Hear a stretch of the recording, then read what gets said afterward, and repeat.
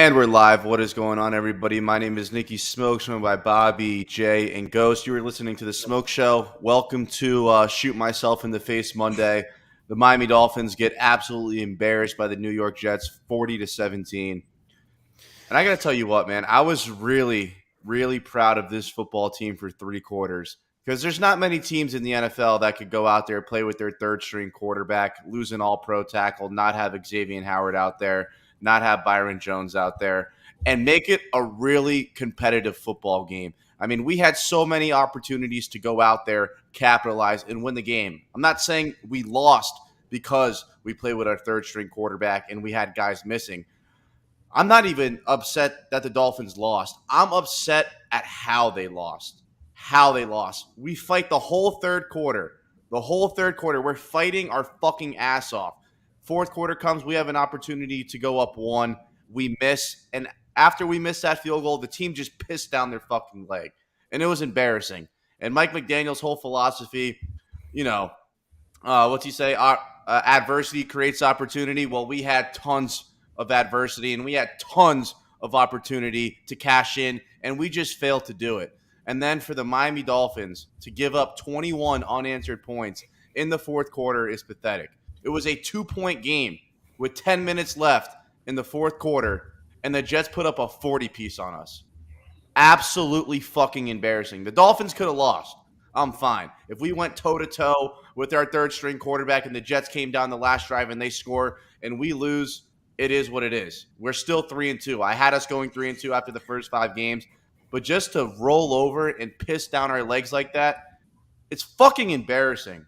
It's fucking embarrassing. Shout out Bobby, $2 donation, bright and early. I didn't even ask. God bless you. Means the world. Coaching sucked yesterday. I'm going to save this comment for later because I want to hear Bobby's reaction, Jay's reaction, and Ghost's reaction. But that's a topic that we have on the show today for sure. We'll get into that. Yeah, man. I mean, I just got through rewatching the game, putting myself through that torture, and it gets to the third quarter. Third quarter ends, and I'm like, holy shit, how did we lose? How did we give up 40 points to the Jets? It was 19-17. We have a field goal to take the lead by 1, and next thing you know, we're getting 40-pieced. I mean, that's crazy. We got a ton to talk about, but a couple of the things that are just inexcusable, and injuries happen, man. That's part of the game. Next man up, you have to go. It is what it is. But the parts of the game that I'm really bothered about is the penalties, the discipline issues that we've had on this team this year just are not good. They need to be cleaned up. And then the tackling. The tackling has been a problem all year long. It's starting to become a problem that impacts the game and loses us football games. It's like guys are running in the open field and we're trying to strip the ball away or rip it out. It's like, just make the tackle, get them down. They're gaining 10, 20 extra yards. It's just so tough, man. And Smoke's right. We did play a competitive 3 quarters. And now sitting here on Monday, it doesn't feel like that whatsoever when you look at the scoreline and just what happened. So it's a lot to unpack. It's a sad state of affairs for the Dolphins, who are still 3-2, still in a playoff spot. I'm sure most of us predicted us to be about 3-2 at this point. It just feels a little different, man. And we'll get into it throughout the show. We're on such a fine line, and like it's hard to be critical of a team playing with their third string quarterback, their third and fourth and fifth string tackle. Brandon Shell, who we signed 2 weeks ago, was playing. He was playing tackle for Terron Armstead, and then obviously Xavier and Byron Jones are out, so you're playing your UDFA cornerback, the UDFA rookie cornerback. So it's so tough to be critical, but then also I would say even with all that, you cannot be beaten that bad by the Jets. We all know, and it's a positive that we were in the game for 3.5 quarters, whatever it was, 10 minutes left in the fourth quarter. But then you cannot just get rocked like that after. Like, that's just a terrible way to end the game, and that changes your perspective on it because, like Smoke said, and like Bobby said, before you could be like, okay, we lost, but it's competitive with our third string corner and all the other injuries listed. You still got to take the L on the chin, but at least you can take some positives from that. Now there's just so many negatives to be looked at, and listen, hopefully they're in the film room looking at it. But there's like the comment says from Melon Trees, there's no excuse for what happened and for the way that we lost, because context does matter.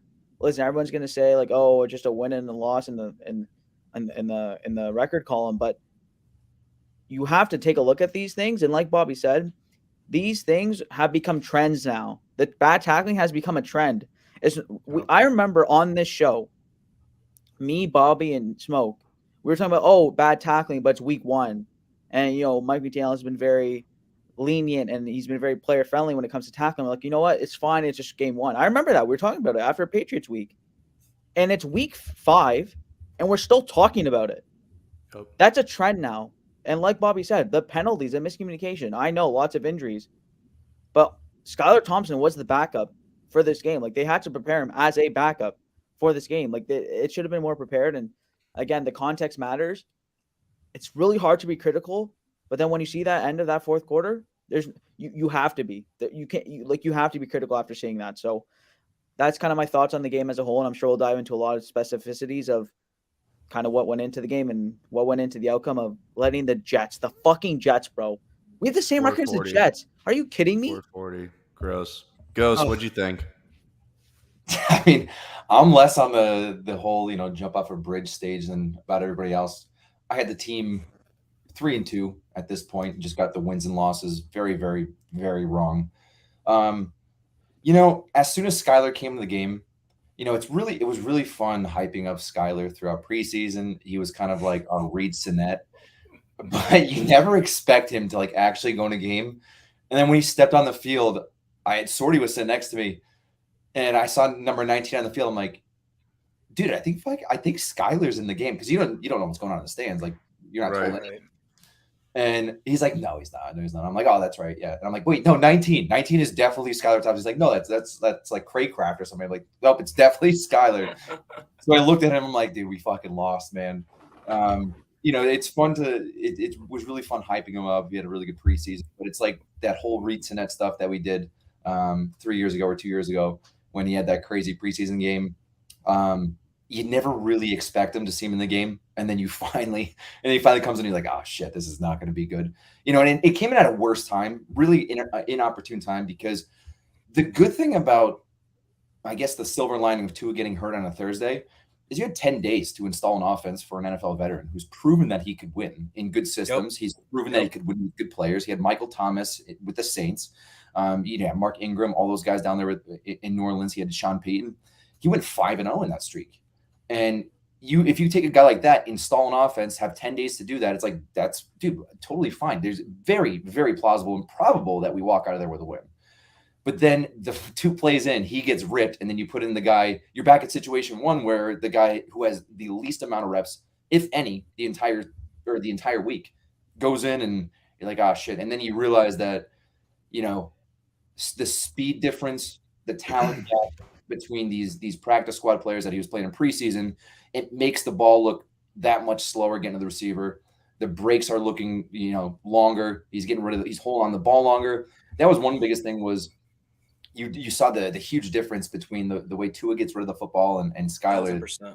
Holding onto the football. I mean, we could get into it, but we were sitting near in the end zone view, and Waddle and Tyreek were just running fucking naked, bro, just absolutely naked down the field. And it's like he couldn't get him the ball. He didn't see him. He didn't see anything. But losing sucks. You got to deal with the consequences of talking shit. It's kind of like that saying, like, well, if it isn't the consequences of my actions, talking shit.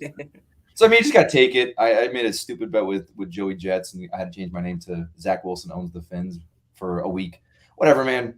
We'll get Tua back. We're 0-2 without Tua, 3-0 with him. I mean, you got to hold on to that, and that's all I got to say about it. It's really not. Yeah. Look, I don't think Skylar Thompson is even closer to his level. I thought I made that very clear.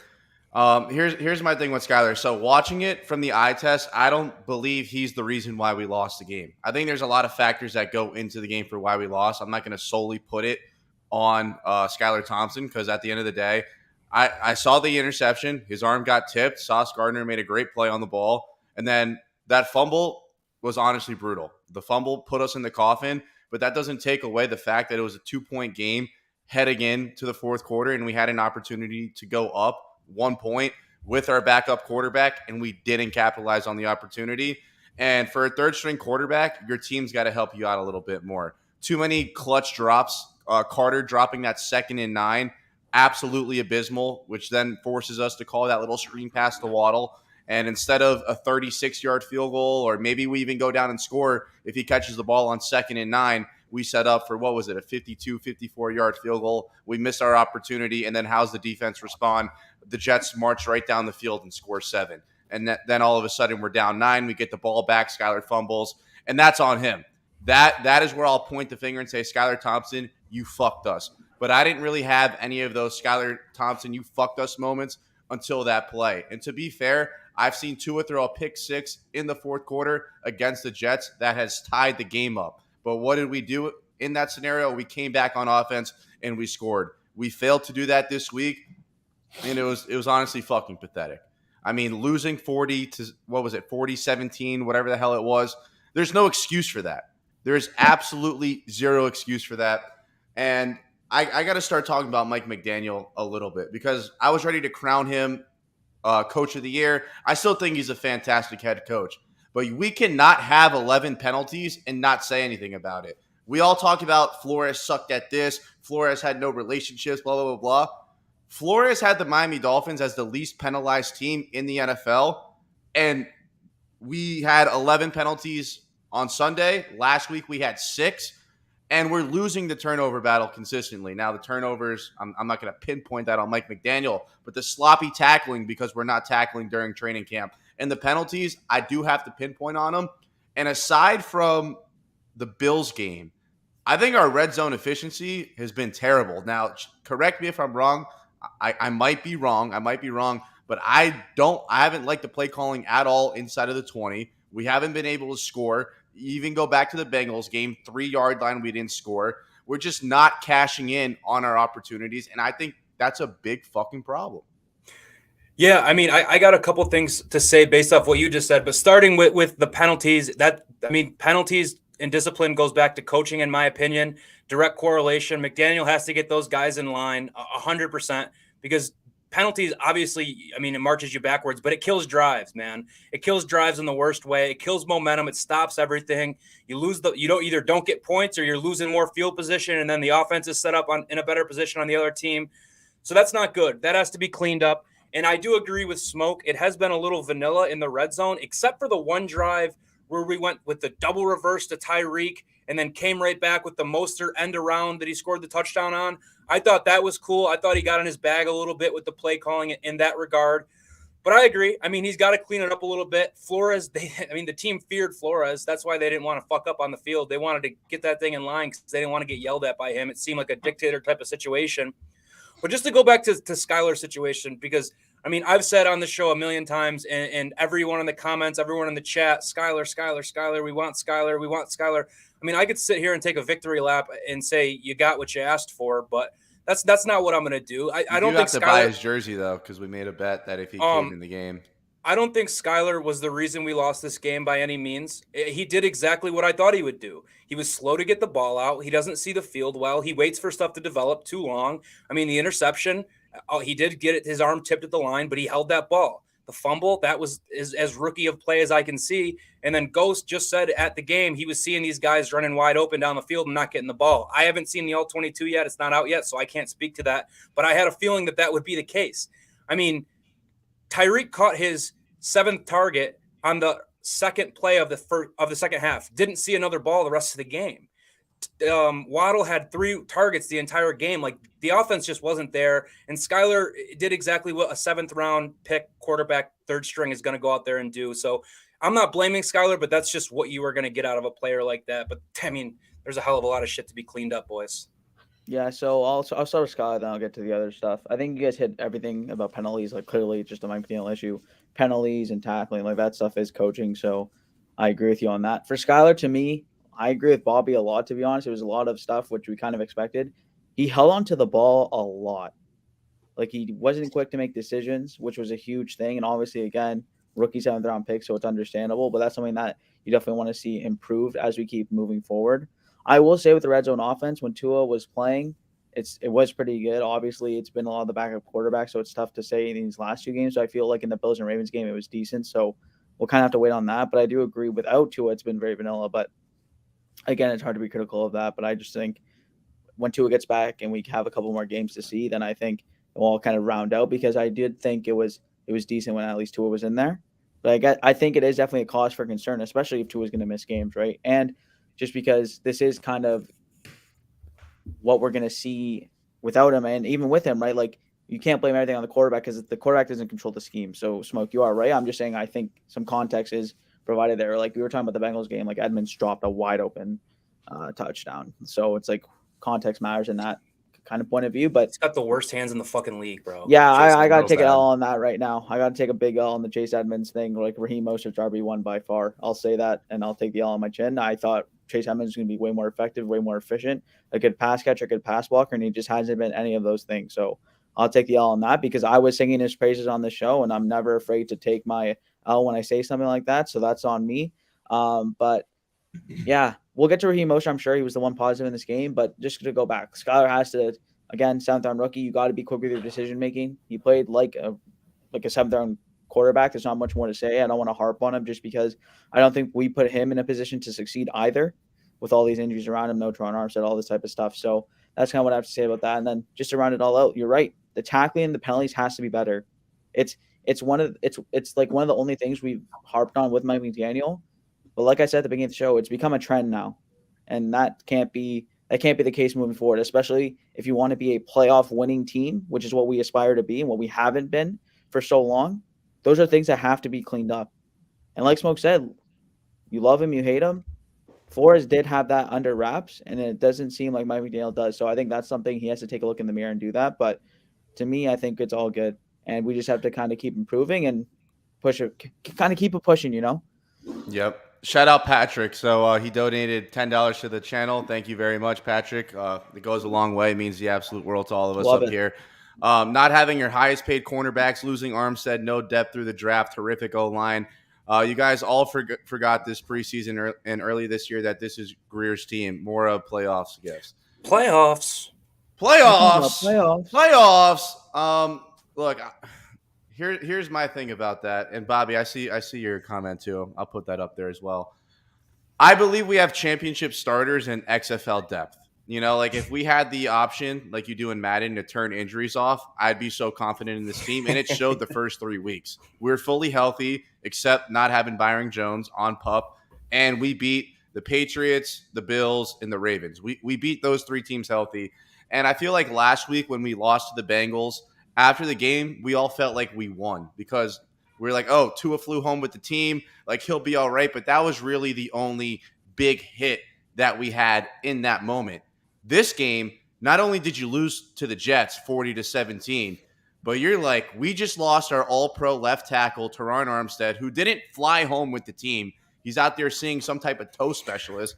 Xavier Howard didn't play with groins issues. You don't know if Byron Jones is coming back at all. And you don't know when Terron Armstead's coming back at all. And I don't know if you guys were paying attention, but that offensive line without him is fucking abysmal. Terrible. I mean, it's gonna get scary. It's going to get scary, and the only thing we could really do is just pray that these injuries aren't long term. Because remember, this next part of our schedule, this is where we should be racking up wins. Remember, the schedule came out, we were all like, "Oh, Jets dub, Vikings sketch game probably a dub, Lions dub, Steelers should be a dub, Browns should be a dub." Now you really don't know because you don't have a timetable for any of these guys. Ghost, what do you think? Yeah, you know, the injury game gets a little tough, and we kind of knew this going in. I think probably all of us have tweeted at least some point, like, dude, we have a great roster right now going into the season, and like just one injury, we're back to, you know, reminiscence of 2019 season, 2020 season, last season where we had the worst offensive line by a huge gap. We weren't just the 32nd offensive line, we were 32, massive gap, then the next worst offensive line, I think, which was the Bengals, and they freaking went to the Super Bowl. But you know, injuries are going to derail a season, man. You know, they really could. You saw what happened to the Ravens last year. You know, people don't talk about that a lot. You know, when we did play the Ravens, you know, obviously I always come from the mantra that, you know, it doesn't matter, no excuses. You know, there's always context to games, but never excuse a loss. You know, you got to get it done. But the Ravens, they had like 22 starters injured throughout. That's literally a full offense and a full defense. 22 starters, or have people who had become starters also got injured. They will derail a season. Hopefully, Armstead kind of just went and got an opinion in New York City just because they're there. I'm not sure why he wouldn't fly back with the team and wouldn't get an immediate opinion. I did see somewhere it came out that it could. So if it's like a turf toe injury, it could just be pain management, or he'd get a surgery and miss 2 to 4 weeks. I'm not sure which one you take there. If that is the case, I would probably, in this stretch, take the surgery, get it done, try to rehab pretty quickly and get him back on the field. Or you could take the pain management route where he's going to be dealing with it all season. You don't really know. That was my thing with me, though. Even after week 1, I'm like, oh, great. He already has something wrong with him. I was like, oh, his toe's already aggravated. And that whole time, I was like, this is only going to build up. This is only going to build up. And it's the inevitable. We all looked at it. We all saw this man has never played a full season. Now, I'm not taking anything away because when he's on the field, he is an essential part of this football team. But this is the inevitable, and it is now a reality. And I really don't know how we're going to adapt. And I can't wait to see what Mike McDaniel comes up with because his solution against the Jets did not work.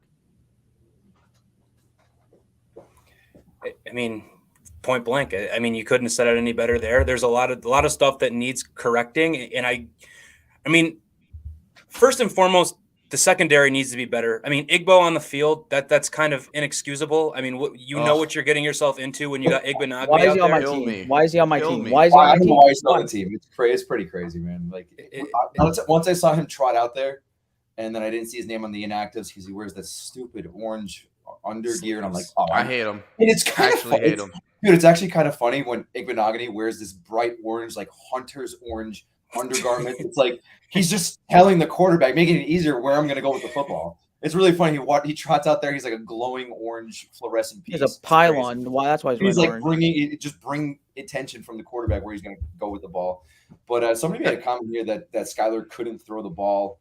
I think it was Bobby. Skyler collapsing line. I'll pull it up. Collapsing. I disagree with that completely. He was holding. If you go back and watch the game, he's holding the ball way too long, and we've been spoiled. We've been absolutely spoiled. You don't realize what you have until it's gone. Tua picks a guy and lets it fly, especially this season. Picks his guy, and then the ball's gone. He was holding that ball way longer than any professional quarterback should, and he had the time. I mean, there was plenty of guys open. It's just like he's put into a tough situation. Like, dude, that's kid's like what? Was he 24 years old? Getting put into his that Jets defense isn't a joke. Yeah, like, they got some dogs. Like that Jets team's not dog shit, you know? And that's why I was so proud of this team fighting so long with Skylar Thompson in the game and not having Xavier Howard and not having Terron Armstead. For sure. Yeah. I mean, I disagree with that completely. I think he had the time. He did have a collapsing pocket here and there, but this guy had time to make a play. And, the ball for too long. Yeah. You're a practice squad quarterback coming in your first action against a team that is on the up and up. They've won, a few games in a row now or a couple of games in a row. And, it's going to be tough. But, the Miami Dolphins were there. 9 minutes left in the fourth quarter. We're down 2. We miss a field goal, and then the wheels fall off. And that's it. That's it. AKA Hobbs says, and this is a great point. I had this down as one of my topics. Thank you for the donation, by the way. We're going to do the Tannehill 2.0 here with Tua. The kid's durability is a liability. Week 5, and he's out, and nobody wants to talk about it to avoid the heat. Well, welcome to the smoke show, brother, because no one is ducking any heat here.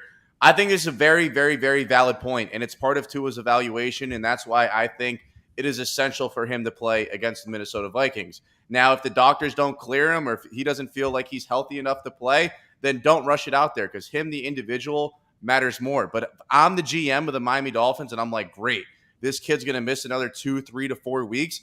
Yes, we have a problem. And if we go into next year saying, well, Tua didn't play, we probably could have won those games, we have a problem. Your quarterback not being on the field is a fucking problem.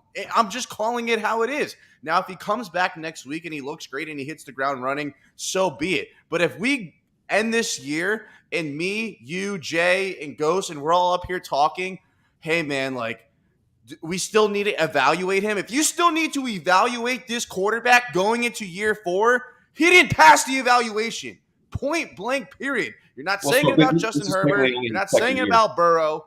Yeah, his second year. You're not saying that about other top 5 picks. It's the second year. And I mean, Smoke, we've said it a million times on this show that one of the key pillars for Tua to take that step forward and prove that he's the guy is staying on the field. And man, it's hard to criticize someone because some of these injuries are such freak plays.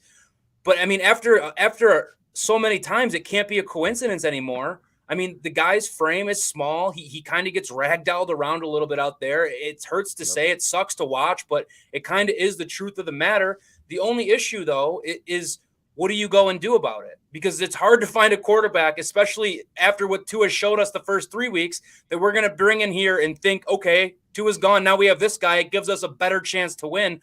I don't know that there is exactly that guy. And like we said on last week's show, he is a rookie picked in the first round. So technically he will have 5 years as long as we pick up that option, which we definitely will. So, I mean, that decision is not going to be made until sometime next year. He will be the starting quarterback of the Miami Dolphins next year, unless something literally insane happened where someone became available or a trade or a Lamar Jackson situation. But Tua is the quarterback until something happens, in my opinion. And the durability is 100% a concern. I mean, you'd be a fool to look past it at this point. Listen, these are all valid points, but these are all things we're gonna have to talk about in the offseason. There's gonna be a lot of juicy stuff for the offseason. But yeah, Smoke is right. He has to play this week. We can't be going down, and he's missing 4 weeks every year. But the thing is, we'll never know until we know. Like, honestly, I hate to be the guy. We're up here to provide commentary, but this is literally something we all have no information about yet. We just have to kind of wait and see. That's all we can do. We have to just wait and see. Now, in my opinion, if he comes back, I think he is going to just hit the ground running. I think him and McDaniel have something going together. Clearly, they're close off the field too, which I like, and I think it's something that they're going to brew on together. So as long as he can come back with the Vikings, we hit the ground running, we should be good. And the good thing is, finally, we are at a point where, at least with Tua, at least it's not the on-field play, which we're even worried about, which is crazy to say going into this year. Like, we're not even worried about his on-field play. We're worried about his durability. So as long as he can hit the ground running, I think we'll be good on that. But yeah, I just think this is something we're just gonna have to take the wait and see approach. Again, I hate to just say that, but that's all we can do. We just have to wait and see when he comes back and how he plays. Goes. Yeah, I mean, there's honestly, depending on his health, I personally, I would put he plays this week 50-50, and he's probably going to guaranteed come back against the Steelers. He'll definitely be. He's not missing that game. Ain't no way he's missing that game against them.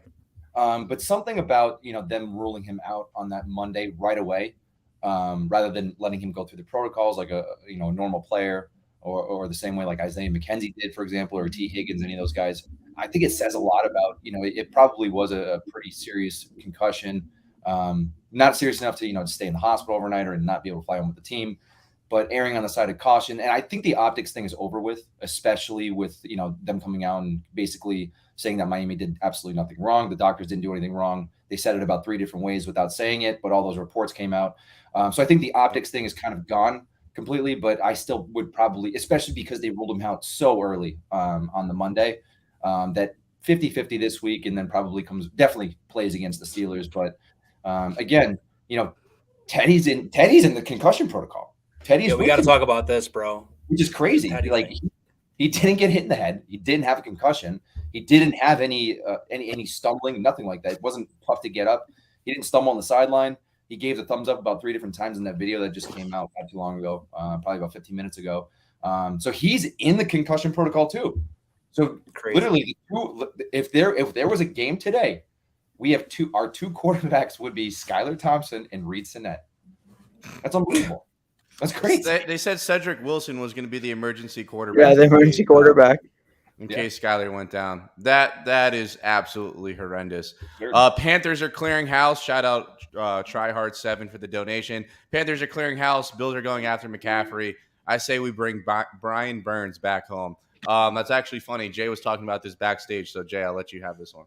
No, I was going to say the only problem with Brian Burns, he's only 24. He can still be a part of the next evolution, even if they are rebuilding. I will say he's nearing the end of his contract, so that is a plus. The guy I'm looking at from the Panthers is Taylor Moton. He's a right tackle, which is to his blind side, which is what you love to see. He played 100% of offensive snaps last year, only allowed 1 sack.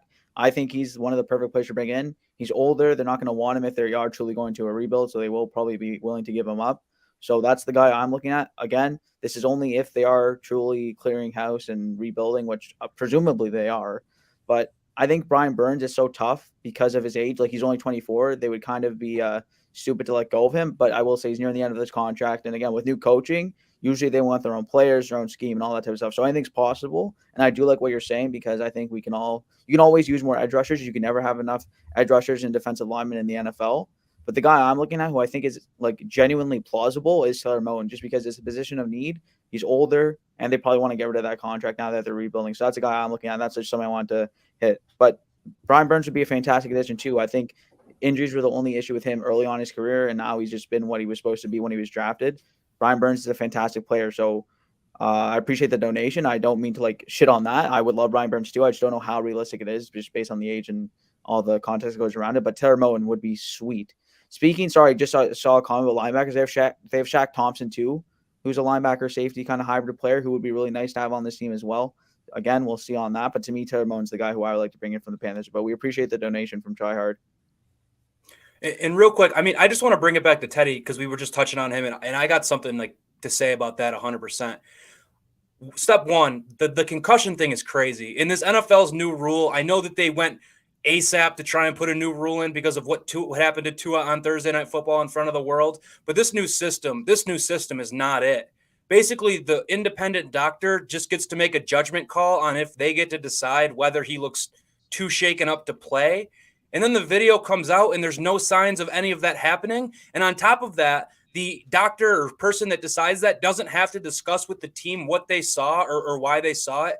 That's going to be a slippery slope down the road because you're just letting some independent guy who has biases, like he might be independent, but somewhere deep down in his heart, he feels a certain type of way about the situation. Who knows if he's a fan or what it might be, but that is a slippery slope. And to rule Teddy out of that game when he passed all the protocols, no wobbliness, no nothing, that is scary. That's dangerous. I hate where that direction is going for football.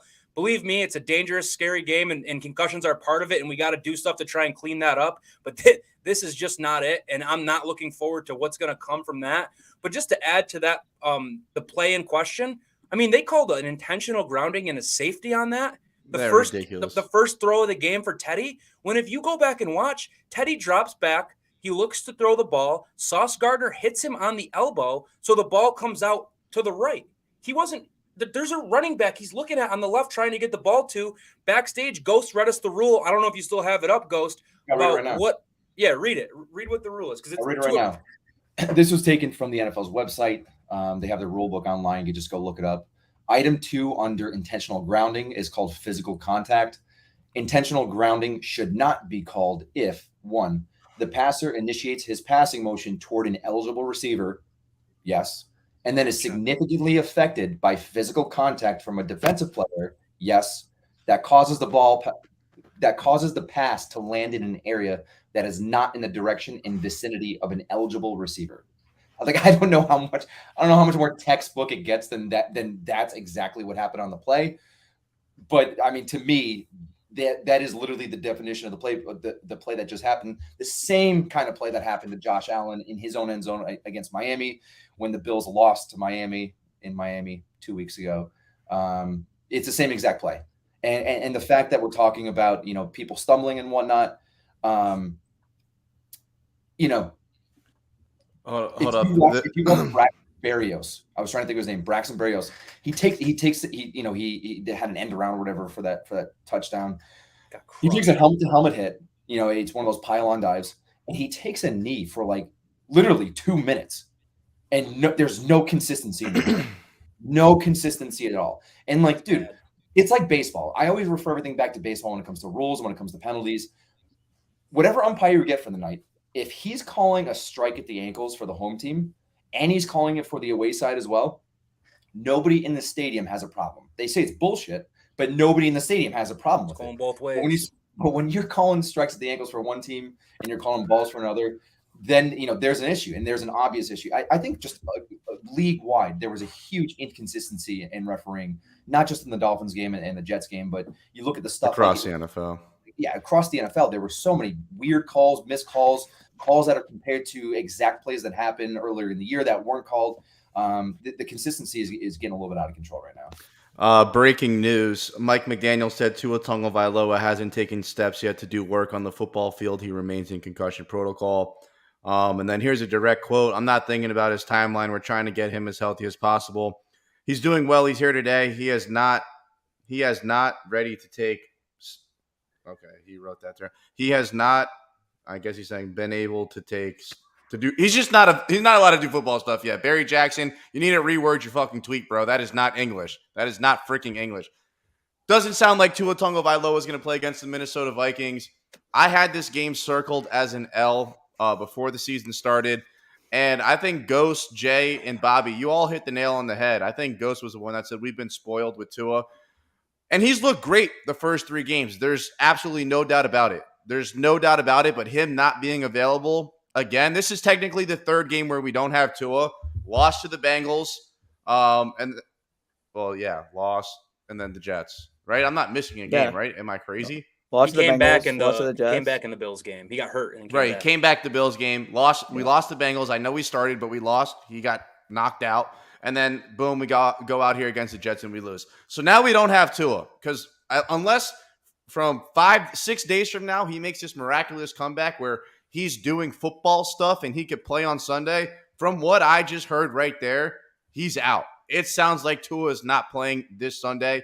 And if Terron Armstead is still in New York getting his toe evaluated by some specialist, he's probably not going to play. And if Xavier Howard doesn't play and Byron Jones doesn't play, Justin Jefferson might be grittying for 3 hours in South Beach, bro. They could probably go to 11 before the game starts and come out and whip our ass. If Noah Igbenogany is on the football field and he has any reps against Justin Jefferson, Touchdown. he is going to get scorched like a dab. He has no shot at guarding him, man. And look, I was foreseeing what Skyler has. Again, I don't think he played like absolute dog shit, but do I think he's going to be able to operate this offense to the point where we could go for 30 points? No. Teddy's probably going to play. Unless the NFL is like, hey, man, Teddy got up on his own will, and we just decided to rule him out because we don't have to submit any official evidence or review anything. We could just pick a random guy out and say, yeah, no, he's done for the day. Teddy's probably going to play. Now, do I think he'll be better in our system? Obviously. Like Ghost said, he's a vet. As Bobby alluded to on our Friday show, I was over here on the Skyler train at the Dolphins. We're losing at half. Play Skyler. Bobby was like, no, you're a fucking idiot, blah, blah, blah, blah. And Bobby might have been a little bit right. He might have been a little bit right. Just a little bit. I don't think Skyler's the reason why we lost, but I also don't think he helped our cause. Yeah, I helped our cause. I think Bobby would rather he be wrong, and same here with me. I would have rather he never played. Bobby could have been wrong. Yeah, Bobby could have been wrong. Like I truly believe if Sanders hits that kick, it changes everything. Now, I'm not saying the whole loss falls on Sanders because we had plenty of other opportunities. Oh, yeah. But in that moment, that momentum swing, because we were losing the whole game.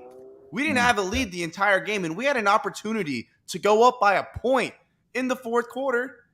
We didn't execute. And you guys know what happened after. The defense got shit on, Skyler fumbles, and by then the game was over. The game was over after that. Really quick, so per NFL protocol rules, Teddy Bridgewater isn't even allowed to practice until Thursday at the earliest, and that would be a non-contact thing on Thursday because he was taken out for a concussion. So because of the new rule, he can't even practice till Thursday. He can't even be on the field. He just can't. So it's just a comedy of errors, bro. This is the NFL just shitting on the Miami Dolphins. They have nothing better to do. Nothing. They make a Tua rule. Who's the first person it affects? Teddy Bridgewater. Now, all of a sudden, Teddy Bridgewater can't practice. When Isaiah McKenzie said he was fucking paralyzed and he practiced the whole week, and then they ruled him out on Sunday, but he got to practice. He was out there practicing.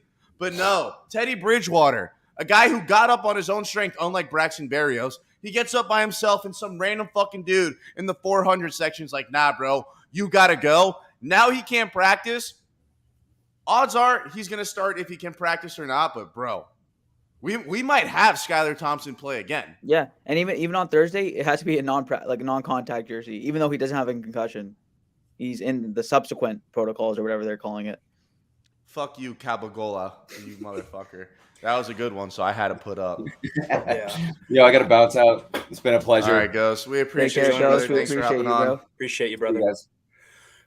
One thing I will say is because I know we've talked a ton about injuries and all this stuff, and quite frankly, those are things you can't control, right? Injuries happen. It is what it is. Next man up. It sucks. It blows. All this stuff.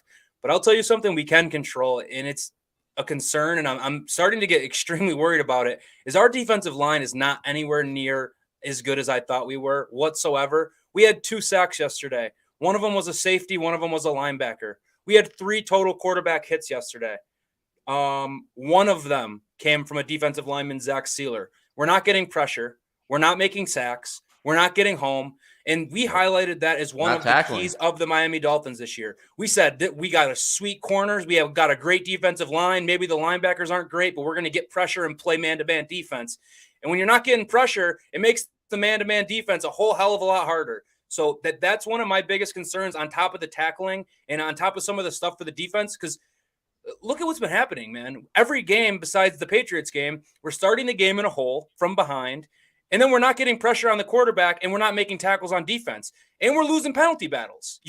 You're not going to win many games. I don't care who's playing. I don't care if it's your third string, second. It don't matter. I'm not making excuses for the guys that aren't on the field, because there's other guys that need to go out there and step up when shit like that happens. And point blank, it's not happening, and I'm not seeing it happen. And I don't know what it is. I'm not a fucking scientist, film junkie nerd that can point out exactly what's going wrong with the defensive line. But at this point in time, it's a major concern for me. I just had to point that out because I was just looking at the stat line real quick on the defense to look at how our pressure was. And clearly our D-line's not getting home, which is tough to see. I was even going to say we got 100 people in here live. If you haven't already, slam that like button. We only got 30 likes, 100 people in here. If you're new to the channel, hit the subscribe button. We're almost at 3K. Shout out to everyone that has donated today. It has been absolutely amazing. I know we got our fucking ass whooped and we're depressed, but having you guys in here and giving me your time of day means the absolute world. Even if you're a Bills fan trolling me, even if you're a Jets fan talking shit, I even see a Vikings fan in here. Look, I might hate your football team, but if you're going to give me your time of day, I genuinely do appreciate it. So if you're new, hit the like button, subscribe. And with that, Jay, continue. I actually just completely forgot what I was going to say, to be honest with you. That's absolutely fine. Take me back to week 3. Life comes at you quick. Life comes at you quick, dog. And I don't know if I'm to blame. Maybe I'm the reason for all this bad karma. But I'm starting to believe that the only reason why the Dolphins are this cursed is because they built their stadium on Indian burial ground. Yeah, on the burial ground. The Dolphins built their stadium on an Indian burial ground. That is the only thing that makes sense. That's the only thing that makes sense, because nothing else makes sense to me. Can you guys think of a reason why? Can Ross sell the team? Let's switch some things up. I tell you what, boys, I've been doing my part as a fan, changing outfits, changing pregame meals, switching where I sit, changing the volume on the TV. Like I've been doing my fucking share. And it's just, it sucks for the fans. Honestly, anyone in here who's a Dolphins fan, I saw a comment earlier that was like, why are we Dolphins fans? It sucks, dude. But what are you going to do? It is what it is. We're here. We got to stick together, support the team. Like I said, like Smoke said, Jay said, we appreciate y'all being here. It's a safe space. We can vent. We can talk it out. You can talk shit to us when we're wrong. I mean, I underestimated the Jets. I won't lie to no one here. But, man, like Smoke just said, week 3. What a time that was. What a fucking moment in time that was. I remember what I was saying. I'm not saying the Dolphins lost because we built our stadium on an Indian burial site. That's site. Literally what. How did you even get that from that statement? How did that connect? How did that correlate? I don't know. Congrats to the Jets, though. The defensive line. I was even going to talk about, the run D hasn't been that bad, but then you let Breece Hall run for 100 and whatever yards on you, and oh my God. So, yeah, the defensive line is an update on Armstead. What? Keep going. My bad, Jay. Go ahead. Yeah, no, you're good. I was just going to say, this team, again, it's very weird. I feel like you have to use the eye test as well with some statistics, right? Just because we play such a weird defense and it's very blitz heavy, all that type of stuff.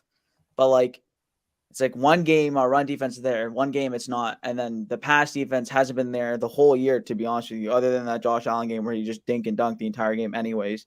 So there's so many different things that are going on, and then offense, there's penalties, flags on both sides of the ball. It's like the wheels are falling off the wagon a little bit. I think we need to get them back on. And I'll be honest, the Tua news today, what Mike McDaniel said, that was kind of a stab in the heart, kicking a man while he was down, because we are down right now. And to hear that news, I was hoping to hear some confidence. Oh, we're confident he's going to be back, something like that. Clearly, that's not what happened. And here we are. So as we keep getting this news from the Mike McDaniel press conference, which is going on right now, I'm sure we'll talk about that. But just a shitty week to lose to the Jets and kind of move on here, especially with everything about Tua was so positive. In the MRI reports, everything like that. Everything was so positive. This was my biggest thing for him. I said he's got to play all 17, or at least all 16, bro. At least all six, not all 16, because that means he'd miss a game. But got to play at least 16 games, brother. And now he's already getting ruled out. Here's a new update. McDaniel doesn't expect Byron Jones. Thanks, Byron. Thanks, man. I really appreciate you coming here, Byron. Thanks, brother. You're really holding it down on that. This year's list. Will Fuller. Oh my God. And Terron Armstead, his visit with the specialist on the toe went well. I don't know if that means he's going to play on Sunday or if that just means longevity. We're going to have him. Doesn't sound good to me if he didn't fly home with the team. And to be honest, knowing Mike McDaniel, knowing Terron Armstead and Mike McDaniel, he's not going to practice all week. He never practices, and that's fine. And that's fine because he always shows up and he plays. He's probably going to miss this week. He's probably going to miss this week. And then here is a good positive. It sounds like Xavier Howard's going to play. He noted he was very happy with how Xavier Howard looked, and it pained X to miss the game with groin. Yeah, again, game time decision after a week should be good to go. X should play. Byron Jones, absolute waste of space. Praying Armstead plays. We need that. Because if he doesn't play and Tua's not playing and the Vikings are coming to town and they got Dalvin Cook, Justin Jefferson, Thielen, and they're playing at 1 o'clock. It's not like primetime Kirk where he's gonna suck ass. Kirk is a menace at 1 o'clock. If you catch Kirk at 4 or 8 o'clock, you could get him. But 1 o'clock Kirk, I bet on the Vikings a lot, man, and I don't like betting against 1 o'clock Kirk. I'll tell you that. The Xavier news is at least positive. I did notice in that tweet, again, it was spelled groins with an S, which is crazy. He actually is injured on both sides of his groin. But it is good to hear that X is progressing, doing well. He might be more important than Armstead in the immediate future with Jay Jetta coming to town. So being able to have X back to at least try and limit that problem, because I'll tell you this much, even with X in there, Jay Jetta is still going to get his. He's a tremendous talent. Yep. I don't want to look ahead to this game yet because I'm not ready to. I'm still stuck on this fucking loss that we just took. But that injury news is tough, man. Armstead really needs to be back. And that's a good call. What toe is it, bro? If it's not the big toe, just cut it off. I think it's his big toe. Yeah, it had to have been. Why would if it's his pinky toe, cut that thing off. Yeah. It's tough, pull though, a boys. JPP, man. Just cut off the limb and let's keep it pushing. No, I get it. Artie must be new to the stream. I said the Jets were the better team, and that's why they won. I don't think I ever came up here and said the Dolphins lost because they had a third-string quarterback. No, I didn't say that at all. In fact, I said we had opportunities to win the game and failed to capitalize on them.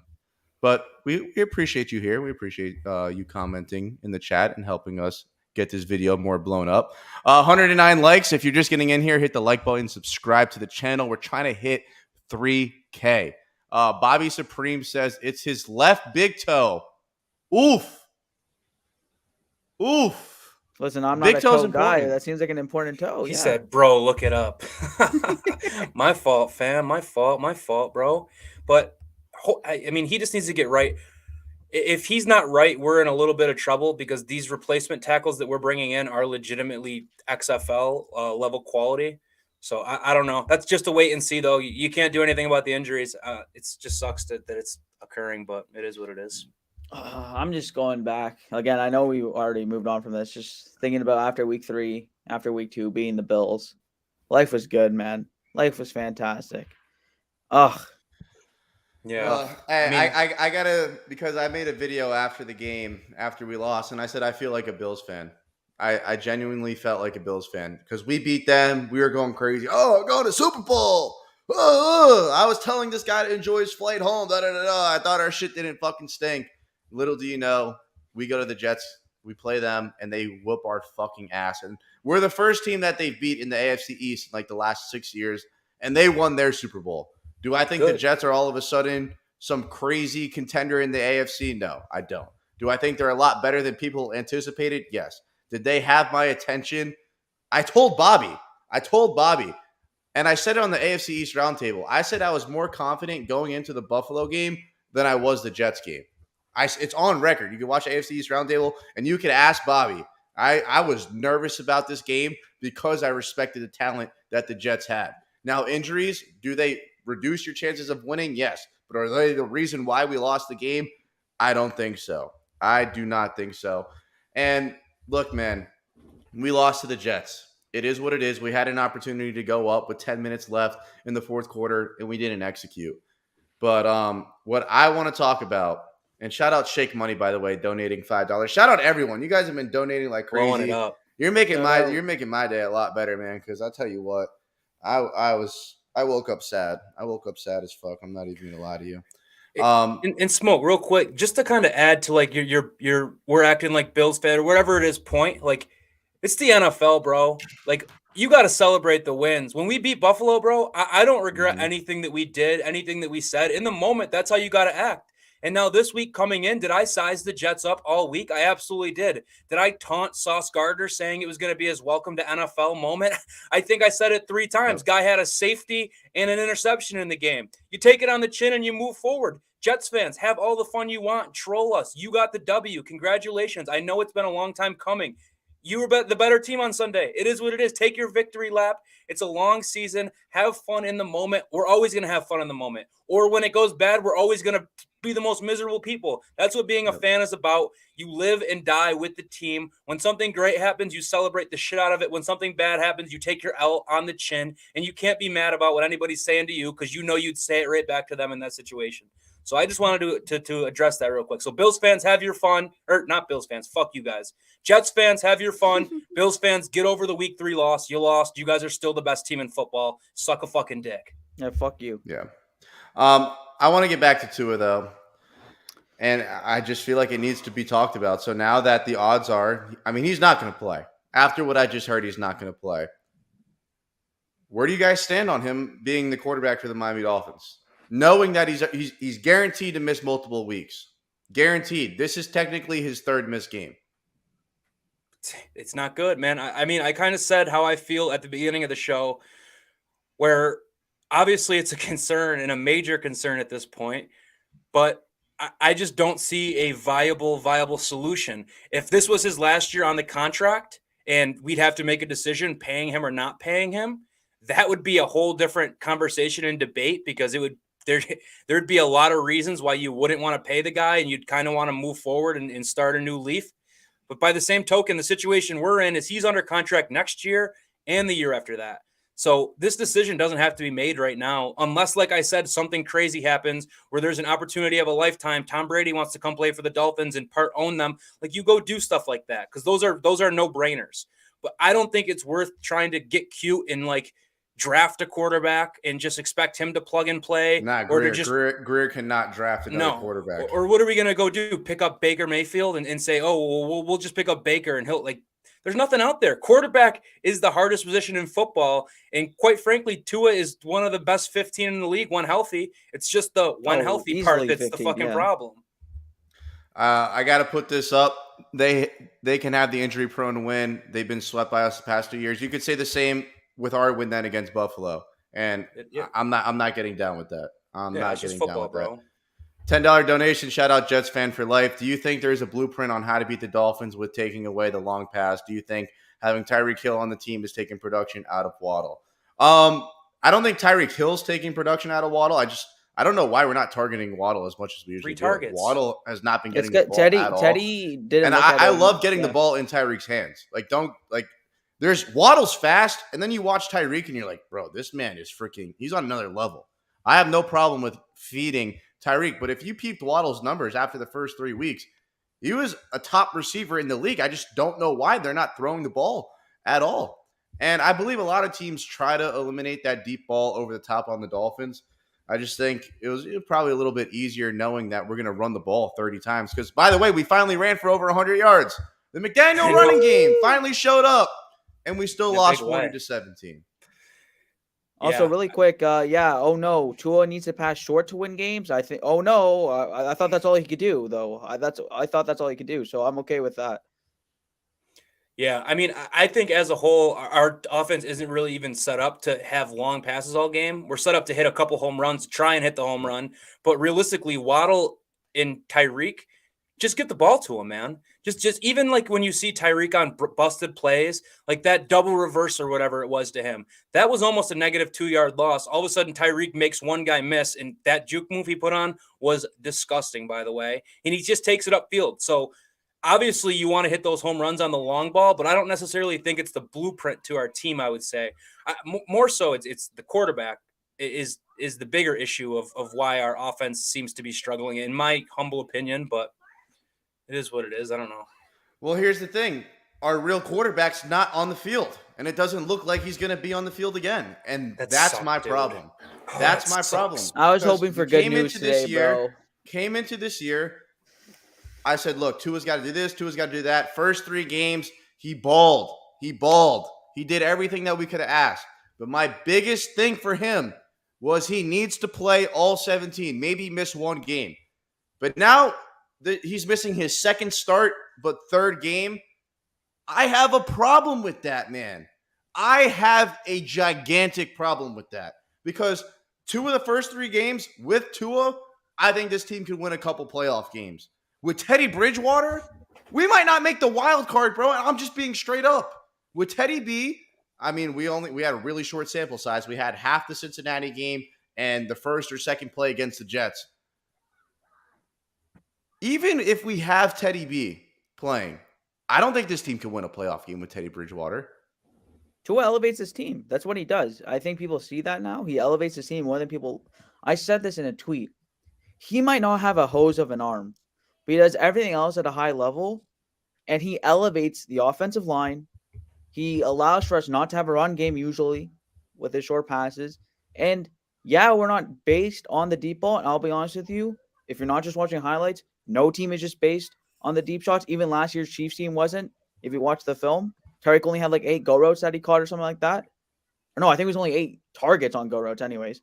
But Tua will hit the deep shot, like Bobby was saying, that 1 or 2 times a game when it opens itself up. But other than that, you want to be moving down the field in the intermediate throw. So it's so tough because Tua elevates us to a point, and it's so frustrating as a Dolphins fan because now it's not even about the talent of Tua. Like, that's not even a question, I'll be honest. Right. Like, we see it now. The availability of Tua. Great it's the point. availability. Great point. The one time we have one little itty bit of confidence, we have our guy in a quarterback. It's not even the goddamn talent that's taken away from him. It's the most Miami Dolphins thing ever.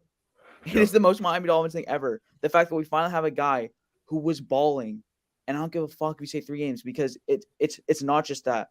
It's what he did with nothing around him in the first 2 seasons, and then saying, okay, now you have stuff around you. Can you elevate your game and not just be average? And he did. Actually, even after the Bills game, when he came back after stumbling, I was praising him too for coming back after an injury. But now it just got worse after a freak accident, but still counts. Like Bobby said, I think a couple weeks ago, yes, these might all be fluky plays, but they're not. It's not all just a coincidence. It adds up, man. It adds up. So it's the build. It's the build. It's the broken hip. It's the broken ribs. It's the thumb. And Jay, what you just said is probably the best way to sum it up. Probably the best one I've ever heard. It's not the talent. It's the availability. And if we have to go into year 4 of saying, oh, we still don't have the proper evaluation, that means he failed the evaluation. Because there's no excuse. Because his rookie year, it was the Fitzpatrick, back and forth.